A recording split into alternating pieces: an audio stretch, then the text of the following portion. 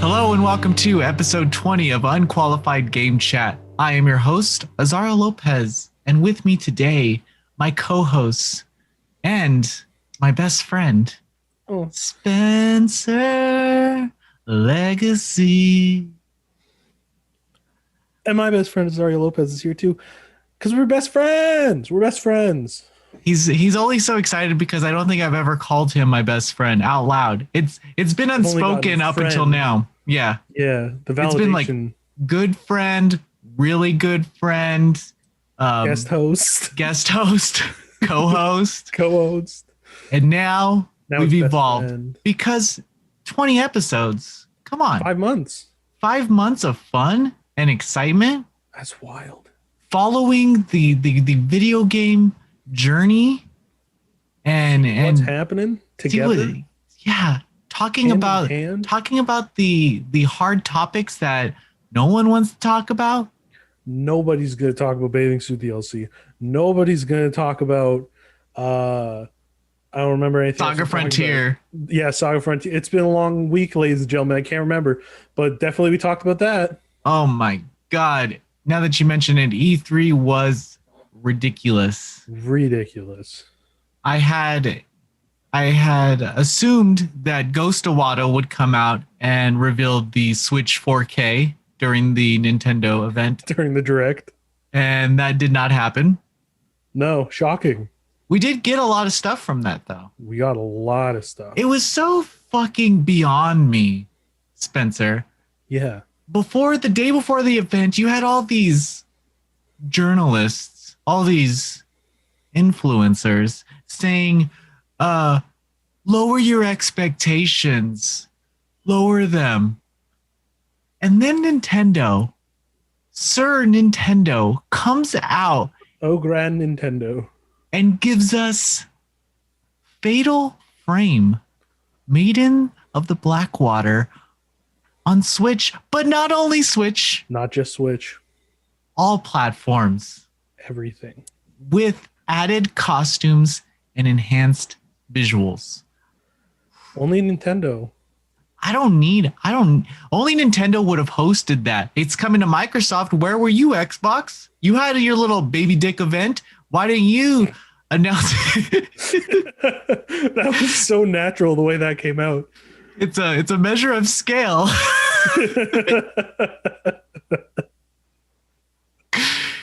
Uh-oh. You had your event. Why didn't you host Maiden in the Blackwater? Why did I have to wait 4 days? 4 fucking days. For Fatal Frame. I lost my shit, and I didn't lose my shit over Strangers of Sword, fucking Stranger of Final Fantasy, Stranger of Paradise. Sounds like a fucking Seal song. You know, sounds like that. Strangers of Paradise. This is Final Fantasy Origin. Look out there, he is. It's Chaos and Garland. Oh, do you know the Origin will find you again. Da, da, da.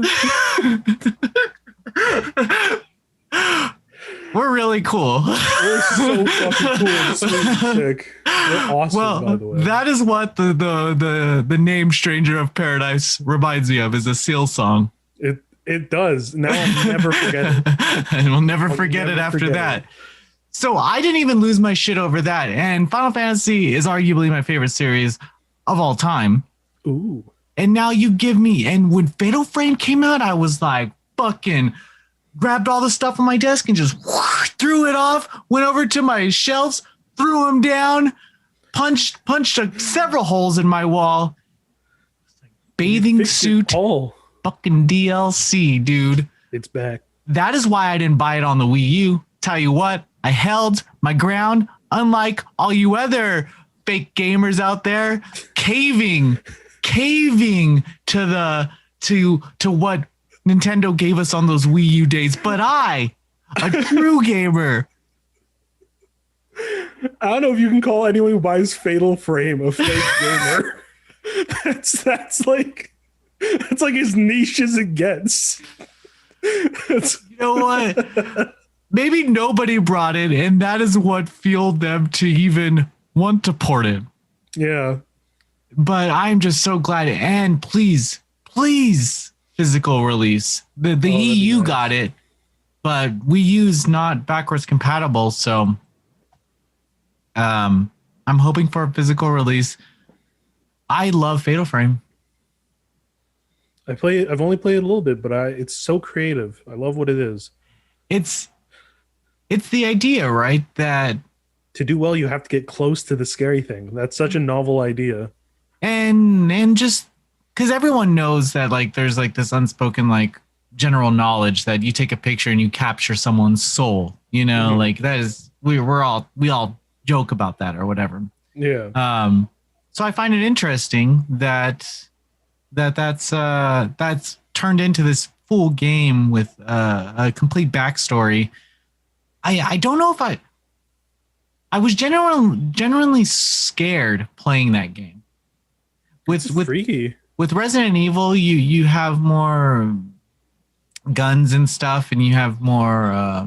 You can defend yourself. Yeah, you have agency over some situations. Yeah, especially when you know a boss is coming and they just drown you with shotgun shells, and you're like, okay, like something's coming. But this game, it doesn't. You're never really prepared for the ghosts that are just around the corner. Yeah, and ghosts are a little freakier than zombies because, like, how do you fight nothing? Yeah, but it can touch you, so it's like, ooh, like punching water. How do you punch water? How do you punch water? You don't. Well, you can. It just doesn't do much. This doesn't do much. Doesn't do much. So I know we just jumped right into the E3 talk, but but Nintendo. Back to my original thing. Everyone, lower your expectations. What are you talking about? Lower my expectations. What did they think? Because it wasn't just one person. It was a group of these big boys, these big boy journalists who all have their little inside Slack conversations and stuff, and they're always like, you say that as if we don't. I know all these secrets. Everybody tweet out at the same time tonight to lower your expectations. Maybe it's like your parent being like, you're not going to get an Xbox for Christmas. You're not going to get an Xbox. And you're like, I'm not getting an Xbox for Christmas. But then when the Xbox is under the tree, you're like, I wasn't getting an Xbox for Christmas. How did Santa know? See, maybe it's like that. They're like, lower your expectations. Nothing's coming. Nothing's good. There's no Advance Wars. Boom. Dude, I fucking forgot about Advance Wars. Remastered with added audio, speed options. When the Game Boy Advance, purple Game Boy Advance, when that came out, holy fuck. When I saw those first screenshots of Advance Wars, boom. Had to have it. And now it's that and Golden Sun. That and Golden Sun. Yeah. Had to have it. And they largely forgot about it, right? Like, there was a DS one or 2 DS ones, and that was it. Dude, Nintendo is doing shit that Sony wouldn't fucking touch with a 10-foot pole now that they have like now that they're suckling on the tit of Western gamers. You know, they're like, oh, give me emotional experiences. And Nintendo's like, fuck that. Advance Wars. Everybody get in a tank. Everybody take some pictures of ghosts. Oh, Breath of the Wild 2? We're not even going to give you what it's actually called. Yeah. We're just going to call it the sequel because we have no idea. It's true. They were wild. We said we like how weird they are and how strange they're willing to be. And this year, they were strange. They were weird. They're going to have an exclusive SMT on their Switch. Yeah, I can't wait. That game is going to fucking sell consoles. It's true. All the people who think it's Persona are going to buy it. Yeah. Yeah. I don't know. What is the crossover between fans? Like, are fans either Persona fans or SMT fans, or is there crossover? there's like from my experience from looking at online communities is SMT fans like both and Persona fans only like Persona. So this might bring Persona fans over because Persona fans like to ship all the characters, right? They do. And and they're like, there's a million demons for them to ship if they buy the game. There's so many. Just pay money for Shin Megami Tensei, please. You know what? More cool Shin Megami Tenseis. You know, it looked dated, the gameplay, but it's kind of always looked that way, though. Yeah, like 3 and 4 even were like fairly dated, but I don't know. It's part of the. It's a rustic quality. It's kind of part of the charm. It's like, oh, this is like an RPG. They're not reinventing. It's almost the Dragon Quest effect. They're not reinventing the wheel. They're good at what they do. I'm wondering how they're going to do like their open world type deal, where I wouldn't mind them doing the overworld that they usually do, where you're just a marker moving on a you're like map. A little human. I didn't mind that. I didn't mind that. I didn't mind it at all. It was a nice little feature. You don't see that in Persona games anymore, but I think they're gonna have to go open world sooner or later, right? Like that's the idea. I didn't like how they used mist for the draw distances. Yeah, I thought that was a little too dated right there. Like, yeah, we're on the PS5 nowadays. Mist for draw distance. Come on. I didn't like how large the environments were.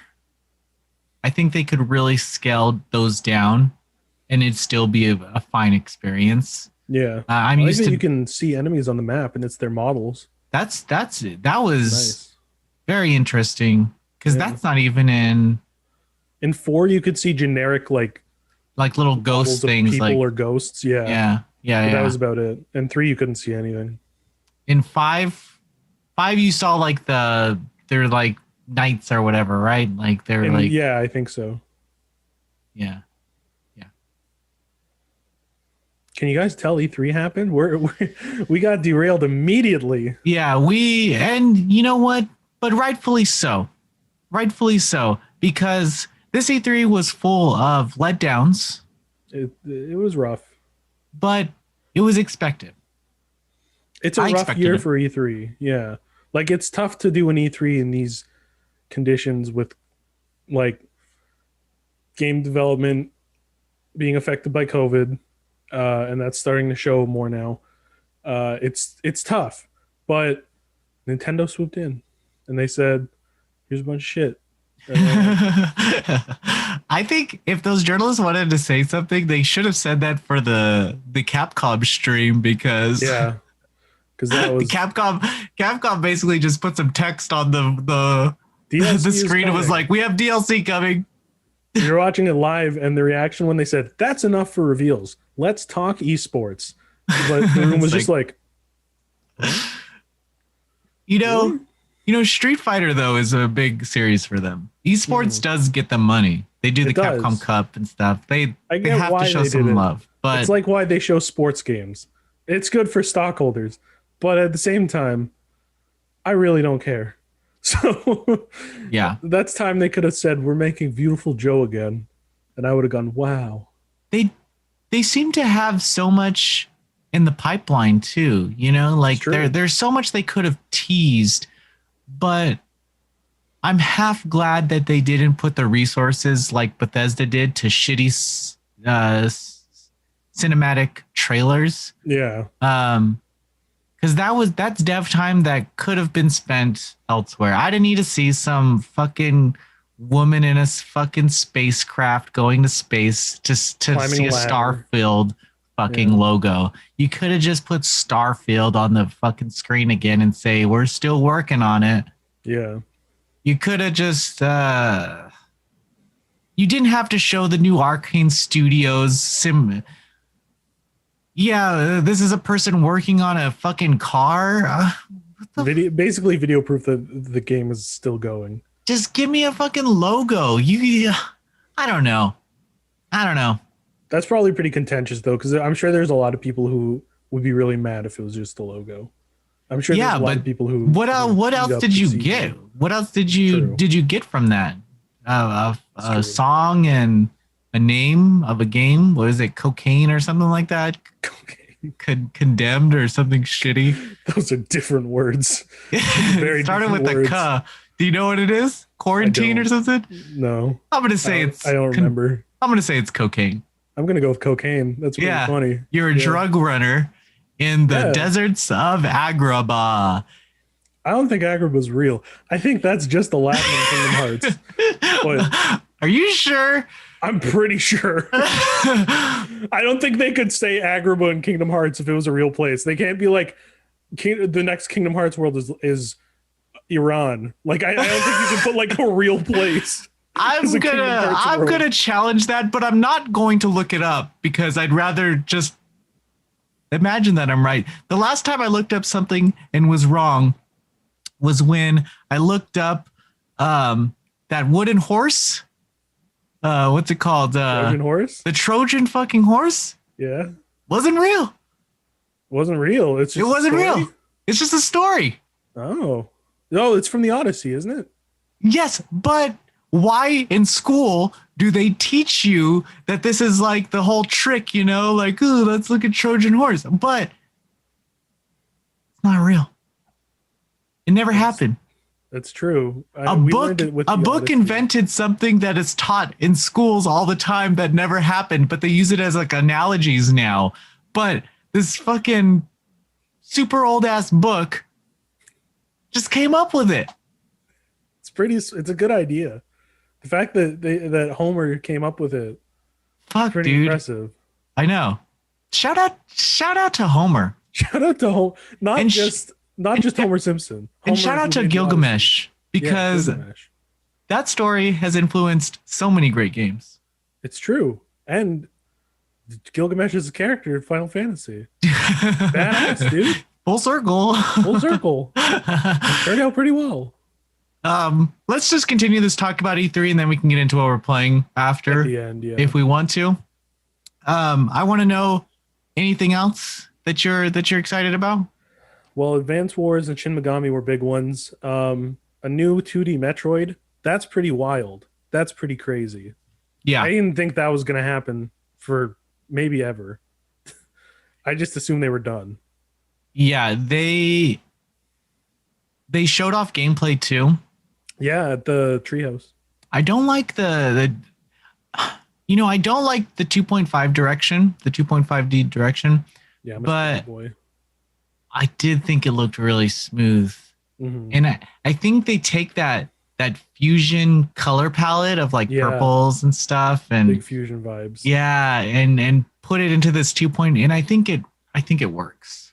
I think so too. And I'm very excited because it's like even the way they introduced it was like horror-y, and I like that. Yeah. Like, it was like the robot like slowly crawls down, she turns around. I was like, man, this is that alien inspiration that the franchise has. Feels like they know what they're doing. And the title, Metroid Dread. There's no mistake in it. Yeah. Such a downer title. I love it. Yeah. it's awesome. Nintendo typically doesn't touch this, and I'm really glad they are. You know, I'm really glad they're at least dipping their toes into it. And you know what also is good about them is that whole event they had release dates. Yeah, they teased Breath of the Wild, but they also had release dates. Yeah, they had at least windows at the bare minimum. And that's exciting. Yeah. That's really exciting. Really exciting because then you can be like, oh, in October, I'm going to be playing Metroid. In September, I'm going to be playing WarioWare. Like, you can kind of plot it out in your head. So it's exciting. Fuck, I even forgot about WarioWare. I know, there was just so many bangers. Yeah. Like anything outside. Did you enjoy the Square Enix event? I did. I found myself when I saw the trailer for Stranger of Paradise. I can barely say it without singing now. But when I saw that trailer, I was like, this looks kind of strange, but it's Team Ninja. I got faith in Team Ninja. So I played the demo after it was broken for 2 days. And then I was like, you know what? I came away from that pretty impressed. It's not bad. Yeah. It's fun. It's hard. Yeah, that's the kind of idea that I've gotten from our writers too who have played it. It's like Yeah. it did not have a very good reveal, but it's really They fun to really play. should have had an alternate costume on the character because he does Yeah, just look like a generic NPC. yeah. But you can change your costume in game. I don't know why they named them those names either. Yeah, Jack, Jed and Ash. and Jed. Yeah. What? Like they probably took data. Names. They probably took data from what everyone on the fucking NES, what they named their character. Probably, yeah. And they only had like 5 or 6 characters available, so everyone just named him Jack. I don't know. That would make sense. Something stupid. I like that Garland has his Dissidia voice. I noticed that and I was like, hey, that's pretty cool. I like that. Yeah, I think it looks cool. I don't know. It's like a mesh of Neo, you know, there's some Neo with a little faster action there. Mm-hmm. I like that it has the Final Fantasy name, but it doesn't scream Final Fantasy. But yeah, you can tell when Square doesn't really want it to be Final Fantasy when they put a name in front of the Final Fantasy. Yeah. They did it with Lightning Returns. They do it all the time. They'll put a name in front and be like, oh, it's not an actual Final Fantasy. Just so no mistaking. It's the character might show up in a crossover, but it's not a core Final Fantasy. I thought Marvel's Avengers, Guardians of the Galaxy looked terrible. Really? Oh my god! I was really going to sleep. I was like, the raccoon looks okay. I thought he looked the worst. Oh my god! Everybody. I thought everyone else was hype. Oh my god! Do you like Guardians of the Galaxy? I love Guardians of the Galaxy. It's a really fun property, I think. Do you think it deserves its own game? I'd say so. I think you can do some really interesting stuff with those characters. Would you rather have a new Soul Reaver or a new Guardians of the Galaxy? I'm a little bit of a comic book boy, so I might have to say Guardians of the Galaxy. I think this is the first time we've ever been at odds. Is this our first fight? I think this is our first fight. Oh my god! Experiencing it here live, everybody. Let me tell you something. Square is now shoving Eidos into the corner to suck Marvel's dick for the rest of eternity. And I don't know about that. This is exactly what Avengers is. They just made Avengers, took all the assets, took all the gameplay elements, and just made an action game. Probably made what Avengers should have been, and now they're just putting Marvels in the Galaxy. You know what? Also, it seems like there's a lot more depth in this. You know what, Spencer? What?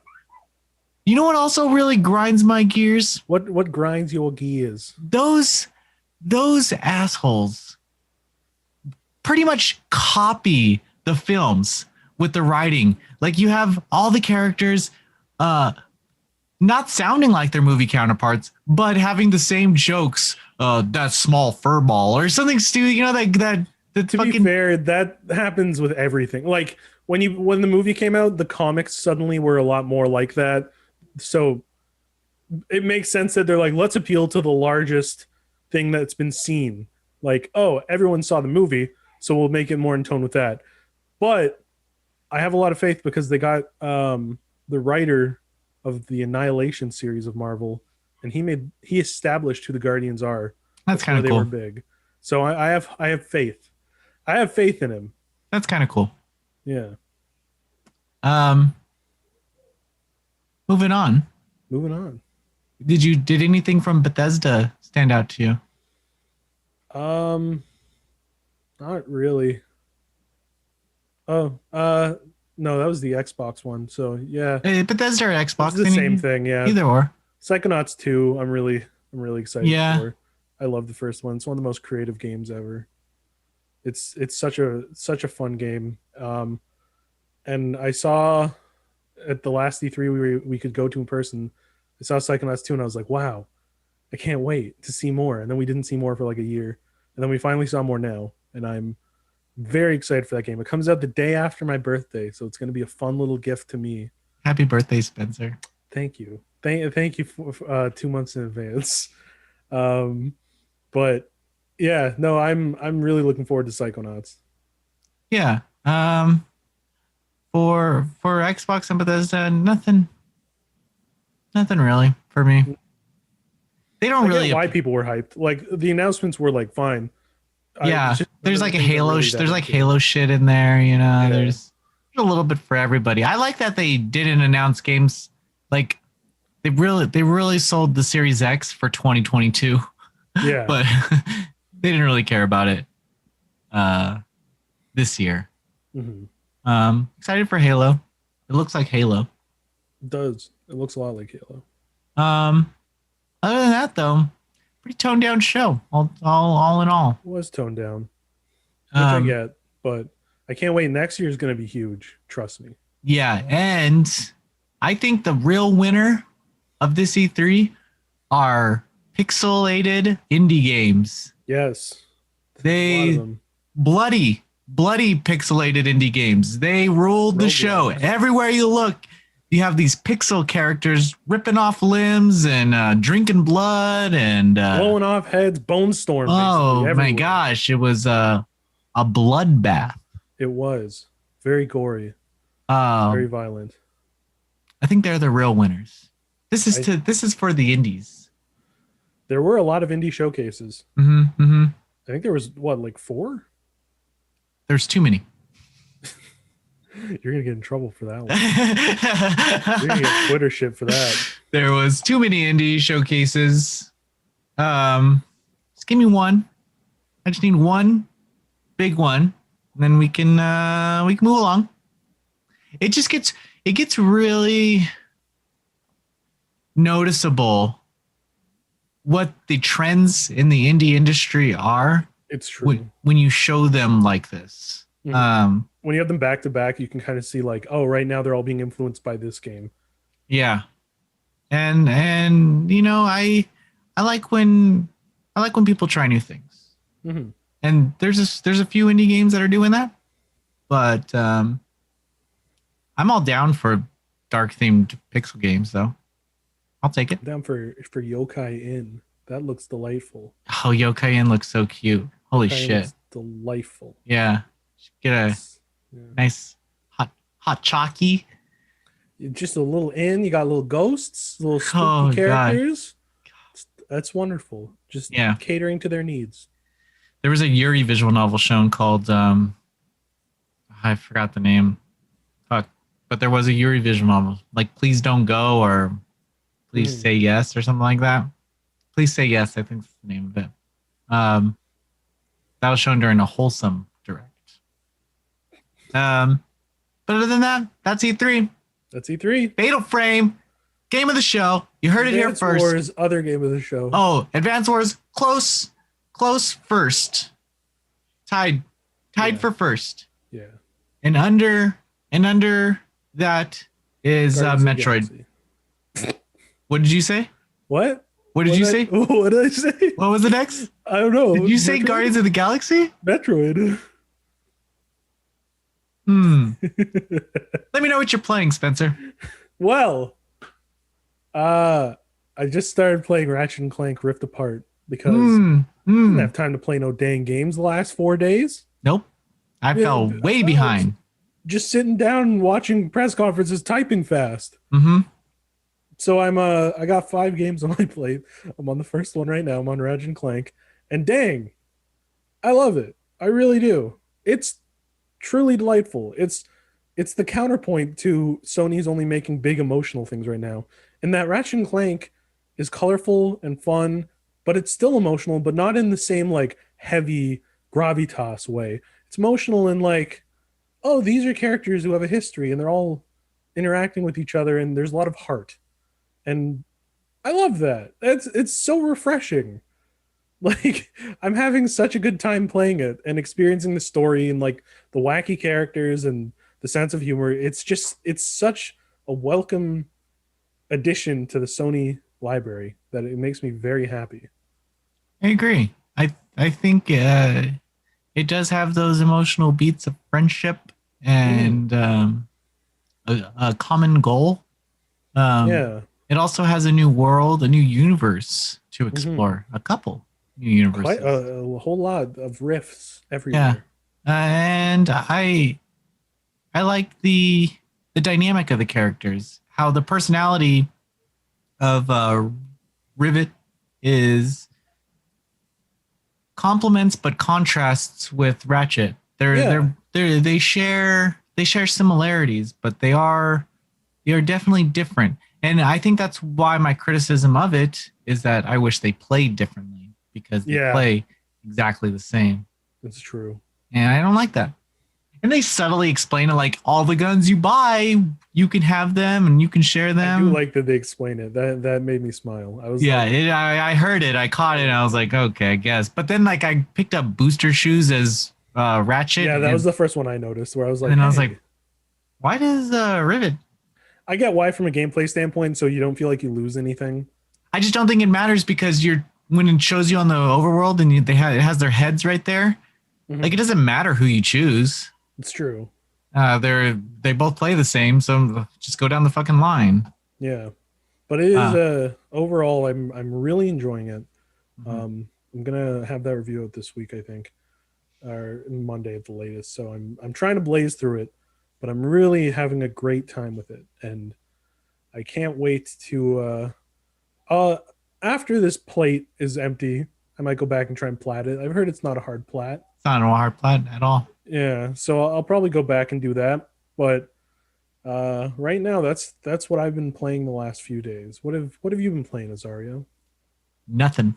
I did play Ratchet. I played Final Fantasy Integrate, but I talked about it to length in the Noisy Pixel podcast earlier this week. Where I was called the nemesis of the show. Oh, you saw it? Yeah, I watched it. Oh my god, I'm sorry. I watched it. I had your back. I had your back. You did have my back. That's true. Always. You're my number one. Number one, babe. You're my Ichiban, dude. Oh, you know how to get me. So honestly, this past week has been writing articles. Noisy Pixel wrote over 140 articles. Fucking the writers were amazing. We don't copy and paste here at NP. No copy pasting. We write the old-fashioned way.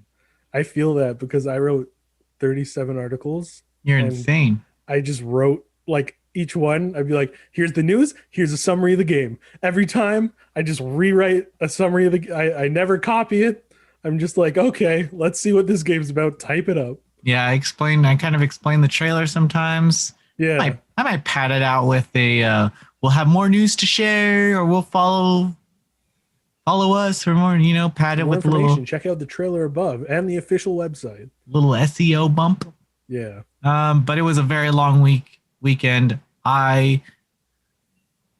It's crazy because usually I have the weekends to not do shit, We take the weekends off at Noisy Pixel. Yeah, kind of. What we do is I'll edit videos, but I won't. Yeah. I won't have to do news in the morning or throughout the day, or I won't have to answer emails, and that makes things easier. So over the weekend, I do get out. I do try and, like, go see a movie or go out to eat. Go to the grocery store, do something. Go hiking. But I couldn't. So it feels like I've been working straight since the last time we spoke. Like, I haven't done anything since the last time we spoke, except for cover video games. And sure, it's been fun. It's been fun working with all the writers, putting out articles, but I'm glad it's over. Yeah, it'll be. I'm interested to see how the next one looks, and it's always fun to do. But it'll be nice to, well, not even a break, because we have to catch up on games that we didn't play because E3 was happening. But after that, it'll be nice to have a break. With that said, I'm good. Are you good with this episode? I'm good. This is a dang good episode. I think it's at least top 5. Yeah, we mixed it up, the format a little bit. Keep you on your toes. Yep. Always something new from us. Always something new. I'll have plenty to talk about next week, because I am playing some games. I just can't talk about them. I feel that. All right. Well, have a good week, everybody.